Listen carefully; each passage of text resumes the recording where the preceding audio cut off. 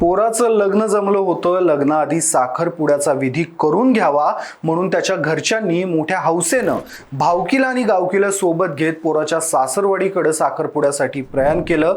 मात्र पोरीच्या गावाजवळ पोहोचताच या वऱ्हाडाजवळ अशी दुर्दैवी घटना घडली, ज्यामुळं त्या मुलाचं साखरपुड्याचं स्वप्न तर बाजूला पडलं, मात्र वऱ्हाडातल्या 13 जणांचा जीव गेला. ही घटना मुंबई अहमदाबाद राष्ट्रीय महामार्गावर घडली आहे. हे वऱ्हाड डहाणूच्या बापूगाव मधून धाणेवरी गावात टेम्पोमधून चाललं होतं. या टेम्पोमध्ये जवळपास 100 वऱ्हाडी असल्याचं बोललं जात आहे. हा टेम्पो धाणेवरी गावाकडे जात असताना अचानक गुजरातहून मुंबईच्या दिशेने येणारा एक भरधाव कंटेनर एका बाईक स्वाराला चिरडून या वऱ्हाडाच्या टेम्पोला धडकला.